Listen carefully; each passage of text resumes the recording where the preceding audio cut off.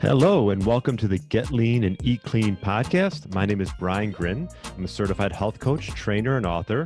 And this podcast is for middle-aged men and women looking to optimize their health and get their bodies back to what it once was 10 to 15 years ago.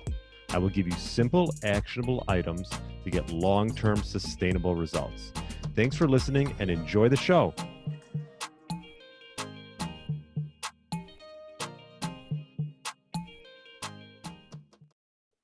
All right, welcome to the Get Lean, Eat Clean podcast. My name is Brian Grin. I hope you had a great week and weekend.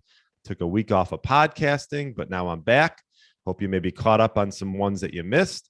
And today we're going to discuss a very important topic. I know I say that a lot, but having a sound sleep and bedtime routine is so important. It's definitely the number one pillar of health, sleep. And if you can really keep honing in, as good as you think your sleep is, keep trying to strive to make it better. And I'm realizing that for myself because I find that I get good sleep in general, and but you can always make it better.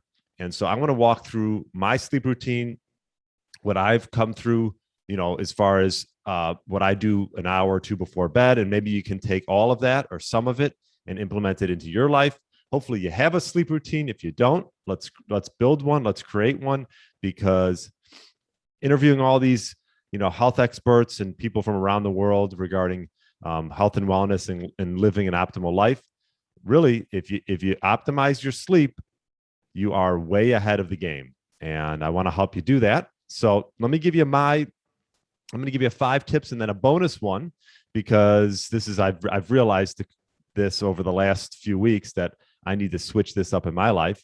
And I'll tell you that in a minute or a few minutes.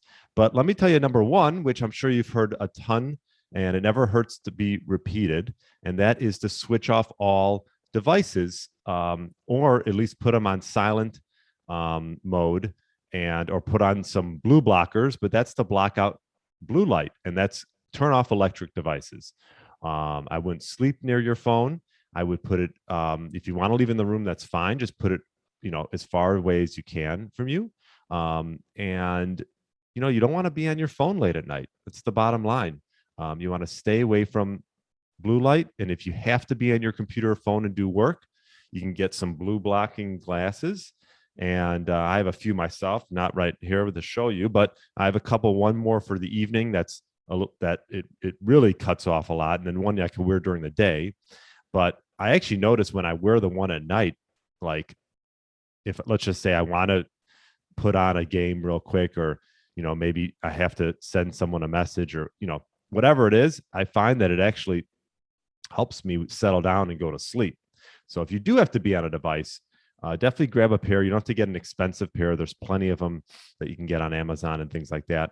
But a blue blocking device will help. If not, if you don't have that, I would definitely stay away at least an hour before bed on any electronic devices. So number 2 is meditation. And this is something my wife and I have gotten into, where we will meditate either in bed or right before bed, and just maybe sit on the couch and do a 10, 20-minute guided meditation. There's tons of apps. We've been using Simple Habit. But I mean, if you just search meditation apps, you can find plenty of them. So just find one. You can just do a trial. You don't even have to pay for it. Do a free period and see if you like it. And you find someone you like. And really, the one thing I like about it, it sort of separates the day, right? Because you compartmentalize your daytime activities. And then once you get to night and you're going to sleep, it's sort of a way to sort of signal the body to, this is all right. This is rest time. This is not time to be on any devices. So if you do it right before bed, that's great. I like to do that and then get right into bed and go to sleep. So, you're just going to focus on breath, take your mind away from whatever went on throughout the day, and just gets you ready for a great nighttime rest. So check that out. Check out some apps, or you could just sit in silence, whatever works better for you. But I would say at least 10 minutes would be a great place to start. Next is reading. Now, I actually been switching off back and forth. Sometimes I'll read at night. Sometimes I'll actually read in the morning. But, reading at night definitely will help you settle down and take you away from the TV. and just get you into the mode of, okay, I'm not going to be on any devices. I'm going to read and I'm going to go to sleep. And reading puts me to sleep. I don't know about you. I might not get through a book very quickly, but at least it'll just help me settle down, sort of signal my body that, all right, time to go to bed. So tip number 3 would be reading. 4 is make sure that you have a great sleep sanctuary, meaning it's dark.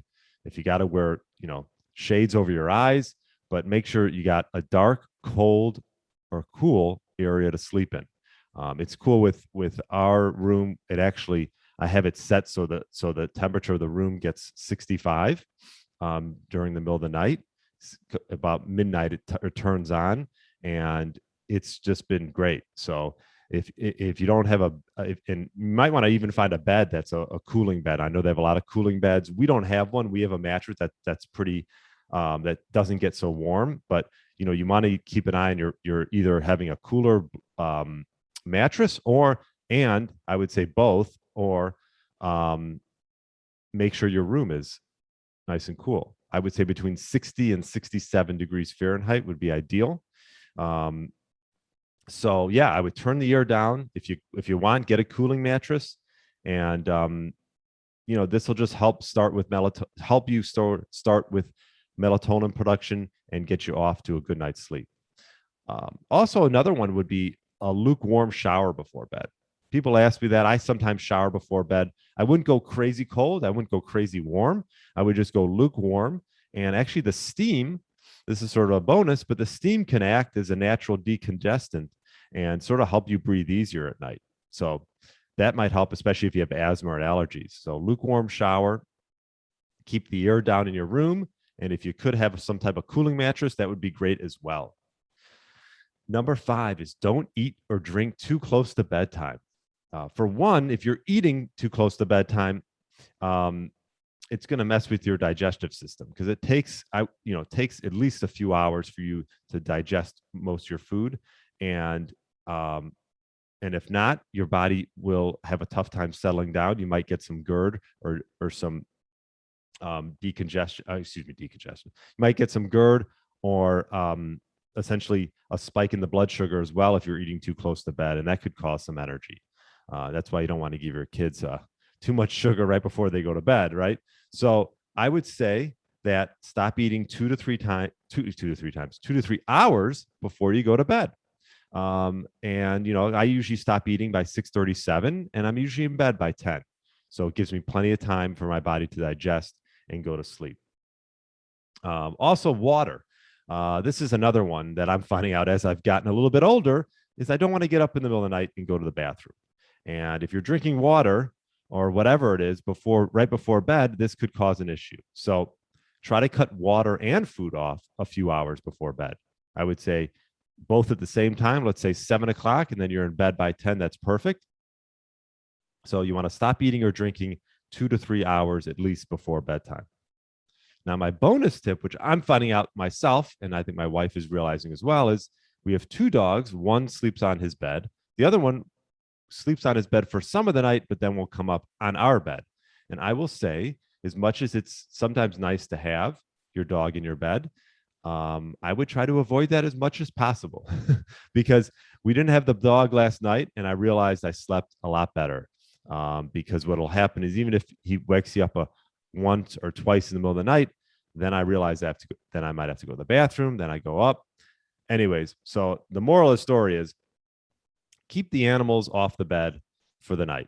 And if they have their own bed, great, put them in their own bed and just help train your dog to do that. It might not be easy. We're going to try to retrain our dog to go back into his bed so he doesn't come up and jump up on our bed, because that just wakes us up. And I realized last night and this morning I had a great night's sleep, and we didn't have the dog on the bed. So yes, those are my tips. Switch off electric devices 2 to 3 hours. I would say at least an hour before bed. Go for some meditation. Really, this is a great one that I've been doing with my wife, and it's a nice time to sort of finish off the day. Perhaps read instead of watching TV. Turn your air down. Make sure you have a cool sleep sanctuary that's nice and dark. And also stop eating and drinking at least 2 to 3 hours before bed. Give those tips a try. They're not too difficult to do, and I think you'll realize you're going to sleep a lot better. So hope this helps. Let me know if you have any questions. And if you want to have any suggestions for some of these micro podcasts, feel free to write it in the comments below or send me a note at brian@briangrin.com. Let me know if you have any questions, and I hope you have a great rest of the day, and I will talk to you later.